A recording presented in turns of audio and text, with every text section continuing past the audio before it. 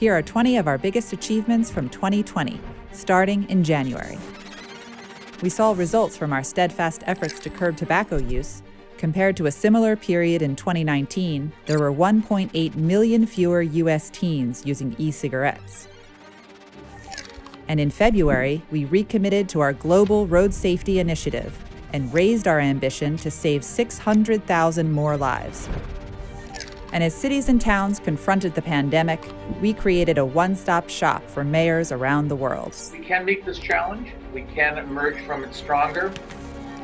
In all 5 boroughs of New York City, we spearheaded a $110 million emergency fund to strengthen cultural and social service nonprofits as they faced the fallout from COVID-19, with a similar fund in London. We made a $40 million investment in 35 countries in Africa, helping train healthcare workers, securing PPE, and increasing COVID-19 testing. With our support, the Johns Hopkins Coronavirus Resource Center became the go-to global hub for the most accurate COVID-19 data, with over 1 billion views. Dr. Joshua Sharfstein from Bloomberg School of Public Health joins us this morning. Here with me now, Dr. Emily Gurley. Dr. Tom Inglesby, Director of the Johns Hopkins Center for Health Security. And together with JHU, we also accelerated cutting-edge treatment research. When you recover from COVID-19, you have in your blood antibodies that can be used to treat or prevent COVID-19 in other people. By April, with our partners, we teamed up with New York State to launch a contact tracing pilot in a matter of weeks. Good news is Mayor Michael Bloomberg has volunteered to help us develop and implement the tracing program. And we contributed $10 million to the International Rescue Committee to ensure quick and effective delivery of aid to more than 40 countries. By late May, we served 1 million meals to frontline healthcare workers in New York City in partnership with World Central Kitchen. In total, we served nearly 3.5 million meals with the help of Bloomberg employee volunteers and other partners around the world. And Bloomberg Associates expanded their consulting work to help mayors respond to the pandemic. Even though COVID-19 has created new uncertainties for students, we're expanding our support. We provided college counseling to students across the U.S. through College Point and within the U.K. with the Sutton Trust, and helped New York City grads transition to college through a partnership with College Bridge.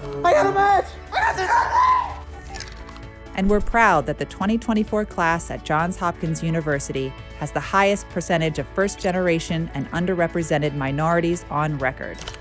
And JHU began construction on a world-class facility that will bring all its Washington, D.C. programs under one roof. In Mike's hometown, we supported the construction of a new library, renamed after his parents, the Charlotte and William Bloomberg Medford Public Library. We presented the United States' 4 historically Black medical schools with a landmark $100 million scholarship gift to relieve the debt burden of approximately 800 students. This gift says someone sees the value that your graduation and becoming a physician is going to mean for a community. September was also an important month for the climate. We surpassed our 2020 goal of retiring 60% of all coal plants in America, and we're not slowing down. We also teamed up with the city of Brussels, seat of the European Commission, to launch an initiative that will use technology and data to decrease air pollution.